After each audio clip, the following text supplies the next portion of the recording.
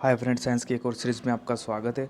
दोस्तों, इससे पहले मैंने साइंस की बहुत सारी सीरीज़ें करवा रखी है। अगर आपने वो नहीं देखी है तो प्लीज़ आप उनको ज़रूर देखना। और मैथ के मैंने कुछ वीडियो डाल रखे हैं, आपको बहुत अच्छी तरीके से मैंने उसमें क्वेश्चन किस तरीके से करना है इस बारे में बता रखा है। तो दोस्तों, आप मैथ की वो वीडियो भी देखना, क्योंकि आपको पता चलेगा कि किस प्रकार के क्वेश्चन आते हैं और किस तरीके से उनको सोल्व किया जाता है। दोस्तों, बहुत शॉर्ट तरीके से मैंने आपको बता रखा है। अगर आपने नहीं देखी है तो प्लीज़ मैथ के सारी वीडियो देखना। अगर रीट सेकंड लेवल की आप तैयारी कर रहे हो तो आपके लिए बहुत हेल्पफुल होने वाला है। दोस्तों शुरू करते हैं। मैं ज़्यादा टाइम आपका ख़राब नहीं करूँगा। एडवर्ड जेनर ने किस बीमारी के टीके का आविष्कार किया? पोलियो, डायरिया, टीबी या चेचक? तो दोस्तों, आपको पता होगा एडवर्ड जेनर है, इन्होंने चेचक के टीके की खोज की है। जितने भी टीके हैं जिनकी खोज जिन्होंने की है, आपको ये बात ज़रूर ध्यान रखना है किसने किसकी खोज की है, क्योंकि खोज से संबंधित रीट में 100% एक क्वेश्चन पूछा जाता है। दोस्तों, नेक्स्ट क्वेश्चन। आलू के मोजेक आलू में मोजेक का कारण तत्व है? विषाणु, जीवाणु, फफूंद, कवक? तो दोस्तों, जो मोजेक रोग होते हैं ये वायरस जनित रोग होते हैं, विषाणु जनित। विषाणु को ही वायरस कहते हैं और जीवाणु को बैक्टीरिया कहते हैं। ये बात ध्यान रखना, बहुत से कंफ्यूज हो जाते हैं इनमें। किसी ठोस पदार्थ के एकांक द्रव्यमान को गलनांक पर ठोस से द्रव में बदलने के लिए आवश्यक ऊष्मा को कहते हैं? ठोस का गलनांक, ठोस का क्वथनांक, ठोस के गलत की गुप्त ऊष्मा या वाष्पन? तो दोस्तों, इसको बोलते हैं अपन ठोस के गलत की गुप्त ऊष्मा। बहुत बढ़िया क्वेश्चन है दोस्तों। आप इसमें ये मत लगा देना गलनांक, इसका राइट आंसर हो जाएगा सी। ये बहुत बढ़िया क्वेश्चन है। जीवन की उत्पत्ति की दिशा में जीवन की उत्पत्ति की दिशा में बनने वाले यौगिक कौन कौन से हैं? दोस्तों, जब जीवन की उत्पत्ति हुई तो सबसे पहले बनने वाले जो यौगिक थे वो थे प्रोटीन्स और केंद्रक अम्ल। मैं बता रहा हूँ आपको, बहुत बढ़िया लेवल के क्वेश्चन मैं आपको करवाऊंगा। आपकी गाइड में भी बहुत से क्वेश्चन तो आपको देखने के नहीं मिलेंगे, ना तो आपके नोट्स में मिलेंगे। और ऑप्शन भी ऐसे मैं आपके लिए लेके आऊँगा दोस्तों, जो शायद आपको अलग लगें। क्वेश्चन वो मिल सकता है पर ऑप्शन थोड़ा सा हट के भी मिल सकता है। सभी प्रकार के क्वेश्चन है, सिंपल भी है, आपको बहुत बढ़िया लेवल का क्वेश्चन भी देखने को मिलेगा। मॉडल पेपर एकदम रीट के पैटर्न के हिसाब से हैं। इसमें साइंस के, फिजिक्स के, केमिस्ट्री के, विज्ञान प्रौद्योगिकी के, इस प्रकार के सारे क्वेश्चनों का समावेश किया गया है। दोस्तों, आप पूरा वीडियो देखना, आपको पता चल जाएगा कि हर क्वेश्चन हर टॉपिक से इसमें आपको देखने को मिलेगा। मनुष्य में सबसे बड़ी ग्रंथि, तो मनुष्य की सबसे बड़ी ग्रंथि होती है दोस्तों यकृत। ये बात आपको पता होगी, ये क्वेश्चन बहुत सी बार आया हुआ है और आपको इतनी बार आपने देख भी लिया होगा कि आपको अच्छी तरीके से याद होगा। ये आपके लिए बहुत नया क्वेश्चन होने वाला है दोस्तों। राष्ट्रीय पर्यावरण अभियांत्रिकी संस्थान स्थित है, तो ये कहाँ पर स्थित है? तो ये है दोस्तों नागपुर के अंदर। कहाँ पे है? नागपुर के अंदर। मैंने कहा आपके लिए मैं बहुत अच्छे क्वेश्चन और कुछ नए क्वेश्चन लेके आने वाला हूँ दोस्तों, जो आपको शायद आपकी गाइड में भी नहीं मिलेंगे या आपके नोट्स के अंदर नहीं मिलेंगे। हो सकता है ये क्वेश्चन भी आपको आपकी नोट्स के अंदर नहीं हो। चुंबकीय कंपास की सुई और इंगित करती है, किस ओर इंगित करती है? तो उत्तर और दक्षिण।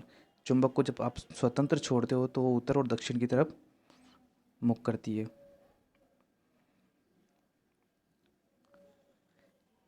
क्रिकेट का खिलाड़ी तेजी से आती हुई बॉल को क्यों अपने हाथ में क्यों अपने हाथ को पीछे खींच कर पकड़ता है? दोस्तों, समझिए क्वेश्चन को। क्रिकेट का जब खिलाड़ी होता है तो तेज़ी से कोई भी गेंद को कैच करता है तो वो हमेशा अपने हाथों को पीछे की तरफ करता है। तो क्या कारण है कि वो गेंद पीछे की तरफ करता है अपने हाथों को? तो इसका कारण है कि हो सकता है उसे कम बल लगाने की आवश्यकता हो, क्योंकि जब वो पीछे करेगा तो उसको बल कम लगाना पड़ेगा। क्योंकि अगर वो सीधा उसको कैच कर लेगा तो उसके हाथ भी टूट सकते हैं दोस्तों, क्योंकि बॉल उस पर बहुत ज़्यादा बल लगाएगी, इस कारण उसके हाथ भी टूट सकते हैं। इस वजह से वो पीछे की ओर अपने हाथों को करता है। और आप उससे दोस्तों एक क्वेश्चन है मेरा, ये जो है गेंद को पकड़ने की प्रक्रिया, ये न्यूटन के किस नियम के तहत आती है? आप मुझे कमेंट करके ज़रूर बताना। फिलोसल्फर ऊल क्या है? तो फिलोसल्फर ऊल है, ये ZnO होता है दोस्तों। ये कंप्यूटर से संबंधित है, विज्ञान एवं प्रौद्योगिकी का क्वेश्चन है। ASCII का पूर्ण रूप क्या है? तो इसका पूर्ण रूप होता है दोस्तों American state code for information exchange. ये आपको ध्यान रखना है। इसके बारे में अधिक जानकारी अगर आप चाहिए तो आप गूगल कर सकते हैं दोस्तों। मैं आपका यहाँ ज़्यादा टाइम नहीं ले सकता क्योंकि अब परीक्षा भी आपके नज़दीक है। मैं आपको क्वेश्चन बता रहा हूँ किस प्रकार के क्वेश्चन आते हैं, और जो क्वेश्चन आपको नहीं आ रहा है तो उम्मीद है कि कोई, मैं आपको एक तरीका बताता हूँ किस प्रकार से आपको करना है। आप क्वेश्चन को देखिए, जो क्वेश्चन आपको आ रहे हैं ठीक है, कितने क्वेश्चन आपने किए अच्छी बात है। जो नहीं आया कि यार ये क्वेश्चन मेरे नोट्स में है पर मुझे यहाँ पे कैसे नहीं आया, तो आप तुरंत अपने नोट्स को खोलिए, वीडियो को पुश कीजिए और जहाँ पे वो टॉपिक है उस क्वेश्चन के सारी डिटेल पढ़ लीजिए।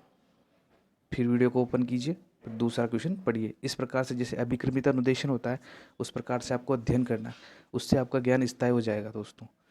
अगर कोई क्वेश्चन आपको नहीं आया, आपने वो देख लिया तुरंत, तो आपको उसका जो अधिगम है वो बहुत स्थायी हो जाएगा दोस्तों। मेंडल ने मटर के पौधे का चयन क्यों किया? जो मेंडल था उसने अनुवांशिकी का सिद्धांत दिया था, तो उसने मटर के पौधे को क्यों चयन किया? उसने इसका कारण था इसमें विप्रिय लक्षण उपस्थित थे। क्या कारण था?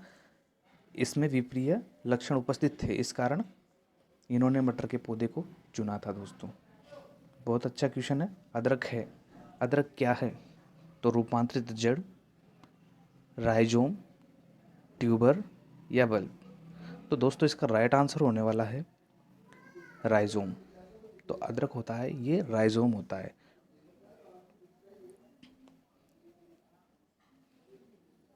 राइजोम, अदरक एक तना होता है दोस्तों।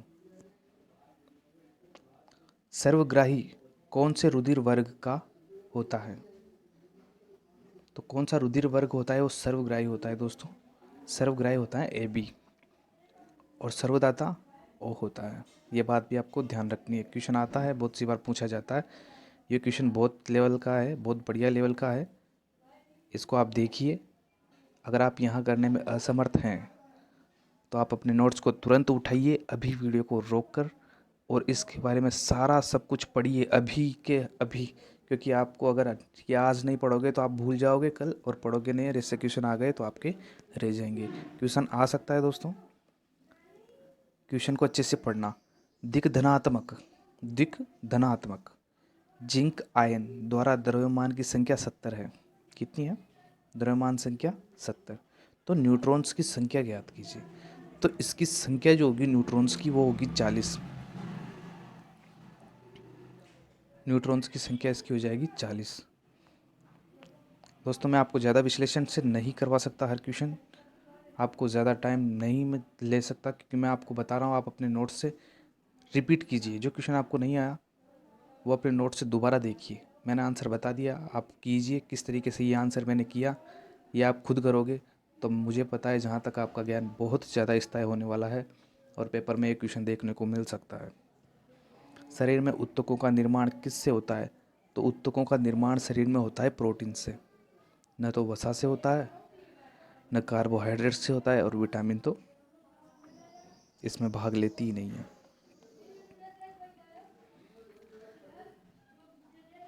शहद का प्रमुख घटक, शहद का प्रमुख घटक क्या होता है? Glucose, sucrose, maltose. तो शहद का प्रमुख जो घटक होता है फ्रक्टोज होता है दोस्तों। फ्रक्टोज शर्करा होती है। बड़ा क्वेश्चन है, मैं थोड़ा जूम आउट कर देता हूँ उसको। नाभिकीय रिएक्टर में परमाणु बम, जो नाभिकीय रिएक्टर और परमाणु बम में क्या अंतर होता है? दोस्तों दोनों एक ही चीज़ होती है, परमाणु। परमाणु से ही दोनों का संबंध है। पर नाभिकीय रिएक्टर के अंदर और परमाणु बम के अंदर ऐसा क्या अंतर होता है कि दोनों अलग अलग चीज़ है? तो एक नाभिकीय रिएक्टर ये अपन को प्रकाश के लिए लाइट उपलब्ध कराती है, और परमाणु बम ये विनाश की ओर ले जाता है। तो क्या अंतर है? ऐसा ऐसा क्यों होता है? तो इसका कारण जानिए। इसका कारण है दोस्तों मैं जूम करके आपको बता देता हूँ। नाभिकीय रिएक्टर में श्रृंखला अभिक्रिया नियंत्रित होती है। समझ गए होंगे, नियंत्रित मतलब जो नाभिकीय रिएक्टर होते हैं उनके अंदर जो होती है परमाणु श्रृंखला वो नियंत्रित होती है। नियंत्रित परिस्थितियों में ही परमाणु का विखंडन होता है। इस कारण वहाँ पे हम लाइट बना लेते हैं, जबकि परमाणु बम में ऐसा नहीं होता। आप कहीं भी बम पटक दोगे तो वो विखंडन करता रहेगा, निरंतर चलता रहेगा, और वो यहाँ फूट जाएगा, फिर एक टुकड़ा वहाँ जाएगा, विखंडन होकर फिर वो वहाँ फूटेगा। इस प्रकार से जगह जगह बदलता रहता है, वो परमाणु विखंडन होता जाता है और फूटता जाता है, तो बहुत ज़्यादा लंबी जगह पे वो फैल जाता है। ये परमाणु बम की प्रक्रिया होती है। और परमाणु बम के जस्ट अपोजिट हाइड्रोजन बम होता है। इसमें नाभिकीय संलयन की क्रिया होती है।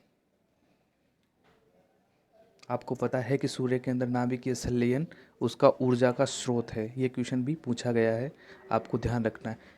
परमाणु बम विखंडन की क्रिया पे कार्य करता है, जबकि हाइड्रोजन बम संलयन की क्रिया पे कार्य करता है। दोनों में बहुत अंतर है। परमाणु बम से भी ज़्यादा खतरनाक हाइड्रोजन बम होता है दोस्तों।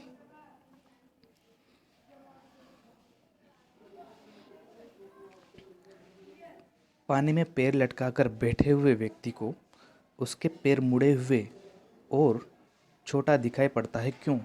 तो ऐसी घटना को अपन अपवर्तन के कारण बोलते हैं दोस्तों, क्योंकि ऐसी घटनाएं अपवर्तन के कारण होती है।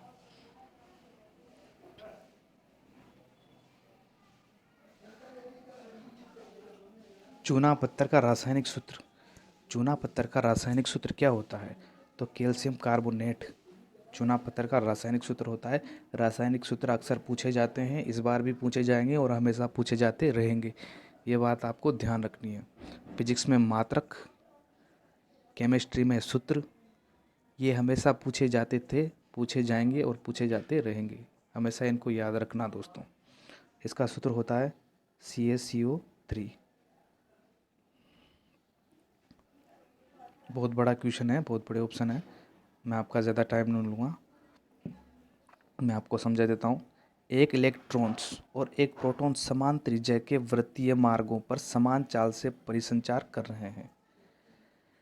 यदि प्रोटॉन का द्रव्यमान की तुलना में, की तुलना नहीं है, इलेक्ट्रॉन की तुलना में, दोस्तों यहाँ एक शब्द छूट गया, इलेक्ट्रॉन की तुलना में लगभग 2000 गुना है। कितना? 2000 गुना। निम्नलिखित में से कौन सा एक घटित होगा? मैं आपको एक बार और पढ़ा देता हूँ। इलेक्ट्रॉन और प्रोटॉन समान त्रिज्या के वृत्तीय मार्गों पर समान चाल से परिसंचरित कर रहे हैं।